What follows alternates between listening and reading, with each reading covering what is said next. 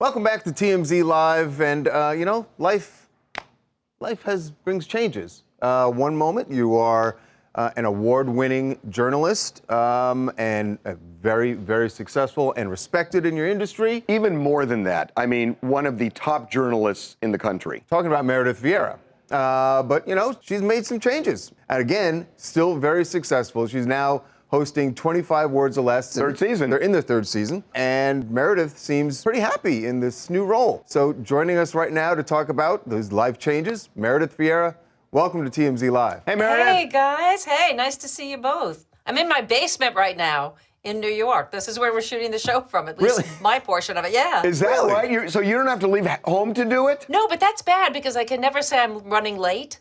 You know, Oh, yeah. they know I'm just one floor up. So it's a double-edged sword, you know what I mean? Okay, we get your But I give convenient. them a lot of credit for coming up with this because the show tapes in LA and everybody else is there. But when the pandemic hit us, they were concerned, obviously, about our safety. So they put all those folks in pods, the celebrities and the contestants there on a studio lot. And they came to my house and they looked at the basement and said, we can build a set down here. Wow. And that's what they've done. Are they going to keep it going? Well, we're currently, season 3 is on the air, but we're right now shooting season 4. So I want to go back, to be honest with you guys. I'm one of those people that likes to go to a different place for work.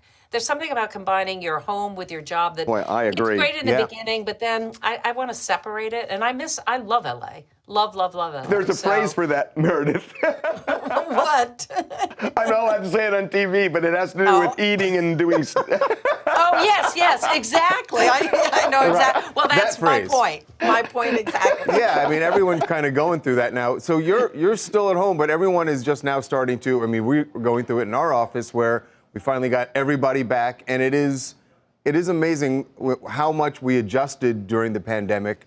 But once you get everybody back together, you're like, this was better. This was definitely better. Totally. When you're in any kind of creative job, I mean, I feed off other people. I really love collaboration. I love tossing out ideas, and I don't think it's as effective when it's a Zoom call. I like agree, to have yeah. a thought and then walk right up to the person and say, hey, did we consider this or that? Or, it works better for me and my creativity. So I'm really looking forward to hopefully season 5, knock on whatever, and being in LA.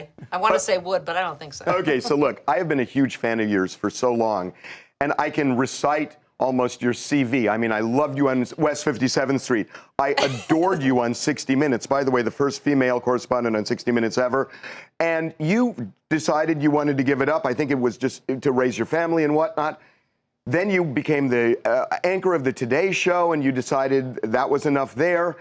And now you've decided to do this whole pivot, and I'm wondering how you feel about that. I mean, you're a legend in the news business, and you've just said, I'm done with it. I'd love to hear your thoughts. First of all, Diane Sawyer was actually the first woman on 60 Minutes. Oh, I'm and I don't sorry, want her darn coming it. pounding on my door saying, like, hey, you.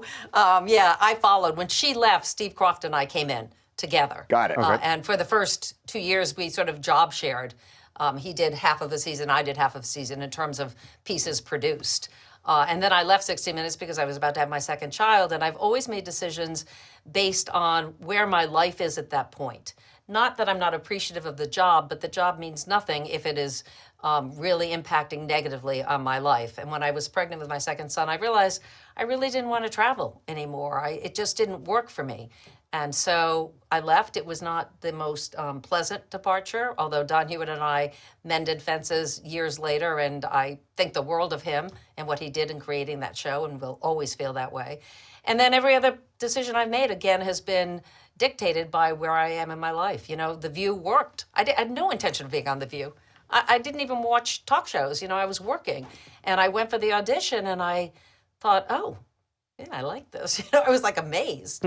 Was offered Millionaire in syndication, thought, oh, and you guys know this, longevity has a lot to do with how many hats can you wear successfully?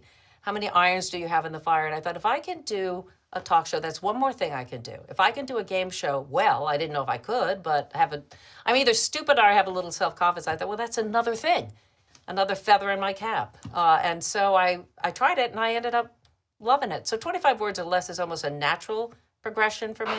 Yeah, I'm curious, like over the last 2, 3, 4 years, there's been a lot happening in the news. Do you ever ever just have an itch where you're like, boy, I'd love to be covering this because whatever that event was, is there anything that's made you think maybe you want to get back to it? Yeah, every once in a while. But I did it.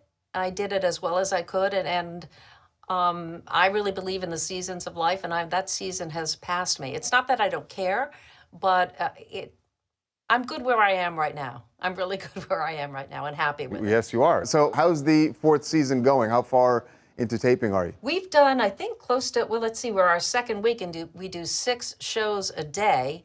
So that's 30, we're going to be 60 shows at the end of this. Wait. You do 6 shows a day. Yes. How many days a month is that in terms of work? Oh, it's great. It's a scam, I gotta tell you. It's a scam. We heard Pat about this scam. Sajak said that to me when I got the Millionaire Show. I was at some event, and he said, don't tell anybody, but you have walked into, talk about the S word, you are a pig in it, because you work not that many months, not that many weeks. He said, my golf game has never been better since I did this show, because you have a lot of downtime. Yeah. Congratulations on the show. Thank you. 25 words or less. Yeah, check your local listings. It's all over the country. Congratulations, Meredith. It's such a pleasure to have you on. You too, guys. Thank you so much for having me. Really appreciate it. Stay safe. You too. I got to tell you, and I really mean Awesome this, moment. I have followed her for so many years, and I love her, and I even more so talking to her now. She's very cool. I really mean it. Okay, taking a break. All right, when we come back, Kalina Hutchins, the cinematographer killed on the set of Rust, her family is now enduring a new drama and possible tragedy as her family members are trapped in Ukraine. Also, we will show you the facade that Vladimir Putin continues to put up, this time with a massive rally in a stadium in Moscow.